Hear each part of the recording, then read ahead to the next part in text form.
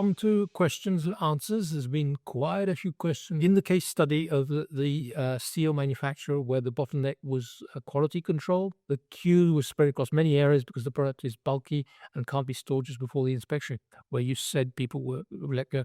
It was, in fact, these huge sheets of metal took up a lot of space, but in fact, it was because quality, that particular quality control, checking the surface of these sheets of metal, could be done at several different stages and several different places in the factory. So that's why they were piles all over the place. And they didn't absolutely have to do it at this stage. It was an alternative routing. They could do it at, step 3 or 5. And as a result, there were sheets of metal everywhere that quality control had to run after and find. Do you include pharmaceutical production in your V plant perimeter? Could you give an example? Yes, but not always. Sometimes there's a limited range of finished goods. The large range is often because the packaging is going to be very different, right? And we've done things where the content, the drug or whatever it is a very limited range, maybe every one reference, right? But then it's going to be packaged into different types of packaging, different sizes, different country registration and all that sort of stuff. And so the differentiation, the replant part of it will be at the end, okay? And maybe a question you want to answer, Etienne. When a plant is already operating 24/7, what do you consider the most effective levers to increase throughput without investing in new equipment? Okay, so if we're really talking about a line that is running 24/7 and that has an internal bottleneck, first would be to check if you have a backlog, for example, or if the orders are late, if the OTIF is poor. If it is really the case, then you have to increase the capacity of the line. To do so, you have to look at the OEE, but be careful. You have to understand if it's a problem of availability, of quality, or of performance, of rate. Usually what we see is that the usual suspect is the changeover duration. So we would investigate whether or not the line is suffering from high changeovers. If it is the case, then you can use SMED, but you can also discuss the way the line is scheduled. That's where you would like to understand the constraints from one product to another to see if, for example, changing the order or optimizing the way the products are done one after the other can help to reduce the changeover durations. On some machines, we like to look at the minor stops. So we've seen some, for example, bagging machines or machines that were dealing with high throughput products that were stopped once or twice a minute for a very short time, but this accounted for a lot of the losses. And of course, you have to look at the yield, the quality yield. If you spend 20% of the time producing products that have to be thrown away or recycled, this is the biggest thing to address. Here I talked about machines, but it can be also, for example, quality. And here it's another topic. The situations are always different, but I like to talk about the changeovers. There's another question about the role of mathematical programming for optimization of schedules. This is, of course, one important topic when we talk about dependencies between products and changeovers, when the sequence has an impact on the changeover duration. That's where one way to simplify the problem is to use product wheels instead of jumping to the complex pieces of algorithm. You have indeed some ways to optimize with mathematics. It can be useful. I would usually advise to start with simple things before starting with the seducing mathematics. What about using demand-driven MRP, DDMRP for V plants? And the answer is yes, of course. DDMRP is type agnostic and can be used perfectly well in V plants and process industries. Indeed, we've been referring to it very often today, but we just didn't use the word, the label, demand-driven MRP. Etienne is discussing about badding, where you produce the product generically and then you pack it, depending on customer orders. That is another form of demand-driven MRP, right? You're buffering some nearly finished goods where there's the only operation you have to do is to package it. So yes, we do a lot of demand-driven MRP. It is perfectly pertinent to the V plants. Etienne, what about the question, in your experience, how do you convince production teams to reduce overproduction when the KPIs are mainly driven by OEE and production volume? So this is the usual challenge. But the first thing is to look at the customer first. Not only talk about OEE, but also talk about the OTIF, on time in full. So that's one important point. And we also look at the coverage. So one way to address overproduction is to see it. Otherwise, if you don't see this overproduction and don't have to deal with it, there's no consequence. And to show, for example, that if you fill the warehouse with materials that are not needed and then block the other lines, it has direct consequences on the rest of the company and on the customers. It's a lot about talking about this customer satisfaction and not just about the local optimization and the OEEs that are about line performance. And there are many more questions. They keep coming in as we speak. So we'll carry on and try and answer all or as many of these questions as possible. One of the questions is about what we called transition products. That's to say, the question you said is, you said you could minimize cost of changeovers by selling intermediate products. Can you do this in all industries? Not pharma, surely. You're right that in pharmaceuticals, there's little opportunity for you to sell products that are between two different references. So that's unlikely to be the solution. But having done a lot of pharma processes, then I just point out that the SMED, that's reducing changeover times, is often completely underlooked at, and the potential is huge, especially cleaning times of the lines.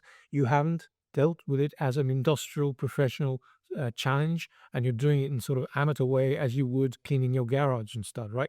So are they properly equipped? Do they have the right lighting? Do they have the right tooling and so forth? And that will require a few investments and permissions from FDA and things. Can you modify, not in depth the processes, but get more rounded edges and make the equipment easier to clean, in fact? So that's the trick that we use mostly in pharmaceuticals with regards to changing changeover times. If there is no internal constraint, do you still use drum buffer rope for the CCR resource? That's something who's knowledgeable about theory constraints. The answer is yes. We do continue to use drum buffer rope even when the constraint is external, when there's not enough work, because it's a good way of managing production and getting good results in terms of speed, on-time delivery, and so forth. Now, the question here is, you mentioned that companies often underestimate the carrying costs of inventory. Is there a practical way to better quantify these hidden costs? Right? Etienne showed the economic order quantity or the economic batch quantity. To do that, one of the elements, you look at how much it costs to changeover and how much it costs to have inventory. So there's the carrying cost of inventory. If I have 1 ton of this product in my factory for 1 year, it costs me how much? Okay. The calculation usually is only what an accountant would accept. That's to say, unambiguous evident costs, such as I had to buy the material, so I invest money in it. So there's the financial cost of that inventory, and then the warehousing costs, right? It takes so much space in my warehouse. My warehouse costs me 100,000 a year, and therefore the cost of warehousing is so forth. And you get to these numbers, which are very, very small, such as 5, maybe 10% of the value of the product a year, right? I have €100 product and keep it for 1 year. It's going to cost me €5 to keep it. That is completely wrong. It is only counting small parts of the weight or the real cost of inventory. Inventory slows down your factory, increases your lead times, so it leads to clients that you lose because you're too slow. It leads to OTIF problems. It leads to obsolescence problems, and a lot of industries in the V processes, all the food ones, quite a lot of the pharmaceutical ones, and a lot of the chemical ones have obsolescence. The products have a shelf life of, it can be in food, it can be just a couple of weeks, and in others, it'd be a couple of years. But you end up, if you're using too big a batches, having to throw things away. And you never, or at least in our experience, you never reintegrate those costs into the carrying cost of inventory, and you should. Can you do better? The answer is probably you would never convince your your accountants, right? And that's okay. But try at least as a management rule to admit that it costs a lot more. Just divide your batch sizes by 2. I repeat, the number is completely wrong. It's wrong by a factor of 2 or 4 or 10. People just still love huge, big batches, thinking, that's great, it's easier to do, better quality and so forth. And then they have to throw out half of what they make, right? We developed a thing called MTO plus, make to order plus. That's to say, the client ordered 500 kilos. Oh, but let's do 800 kilos. That would be cheaper because it'll be a bigger batch. And then the 300 kilos gets thrown away by somebody 2 years later. So just divide your batch sizes by 2. And one simple way of getting that done is just to go and find that number in your ERP system, which is the carrying cost of inventory, and multiply it by 2. And as a result, it will then propose batch sizes reduced by half. Yeah, there was one question about the forecasting on V plants. I think that there is something interesting here to mention is that there are usually many more SKUs than you have raw materials. So this is the definition of the V plant. But you can have a lot really different SKUs because of simple things like labels, the geographics of the products. But in fact, it could be the same chemistry or it could be the same product with variants. And the problem is that the more you have SKUs, the more you have to forecast each and every SKU's consumption. One of the challenges is to consolidate the data and the forecasts at the right level in the bills of materials. This has a lot to do also with what we mentioned. We talked about MTS, MTO, or finish to order. So it has a lot to do with where you decide to put your inventory, what you decide to stock, what you decide to produce to order. And when we look at the forecast, we usually look at not the SKUs, but the level in the bill of materials that is common to different SKUs to consolidate the demand and to understand where you have really strong fluctuations, where you don't, and decide where it makes sense also to stock or where you have to make to order. If heat treatment ovens are the capacity constraints, the bottleneck, is that a good or a bad thing?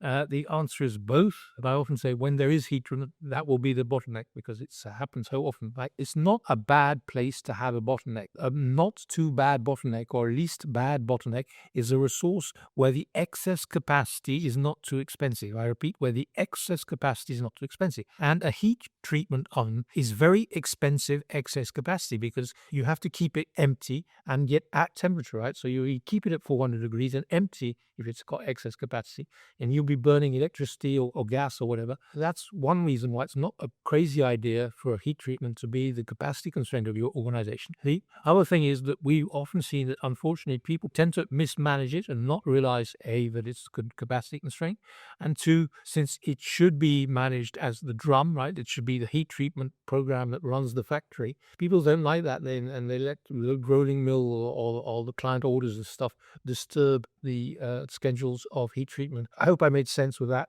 why heat treatment are often capacity constraints and why they should be. But if they are, please manage them as such. It's very, very often the case that heat treatment is the constraint. Why is that, by the way?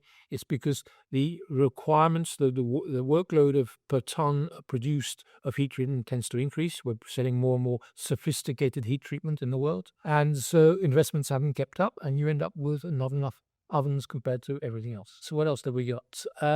Ono's circle.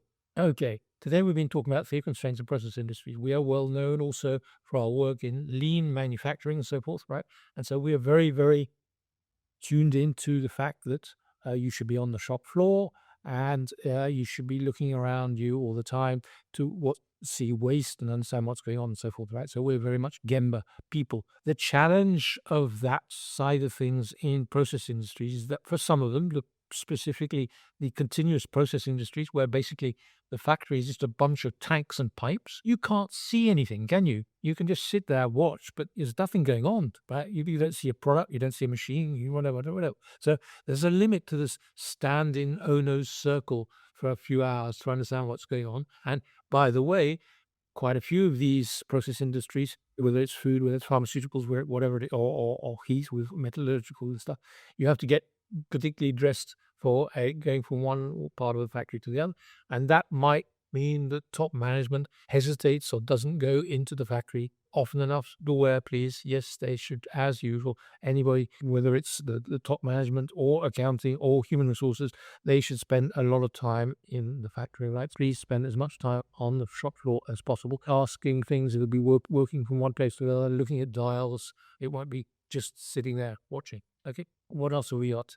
SMED has been a well-known methodology for a long time. Why do you think it still struggles to gain traction in some industries? We still do a lot of SMED work, right? In 2026. Why have people not understood that? I guess it's because they just haven't understood some of the basic ideas of lean and flow and whatever, right? Etienne and I did a couple of SMEDs last week, and we'll be doing some more. We just keep doing it and doing it. People just look at when the machine's running and everything's fine too much, and they stop thinking and stop trying to improve things as soon as the machine stops. And that's just so sad. There's a huge potential to gain. How do you reduce changeover times of a heat treatment oven? You just put something very cold in the oven. If you haven't got an oven that's been designed to be flexible, which is often the case, just put something cold in it. We've done that with success several times. It's fun. Thank you very much. I hope you found this very interesting. I hope you felt some of the passion we have. I find these industries, really exciting and fun because I don't know, people don't talk about their specificities enough, and there's a fight going on right now in Europe where we are, right? Because unfortunately, because of what I tried to describe briefly about their history, they're dinosaurs, right? They're still acting as if they could continue delivering only 50% of their products on time, and that is not going to lead you to a beautiful future. So watch out, get your act together, do all these things to improve your performance, because several of you are living on borrowed time. You're waiting for your competitors to eat you alive. So watch out. On that cheerful note, I will say bye-bye to all of you. Thank you very much, and join us for our other webinars.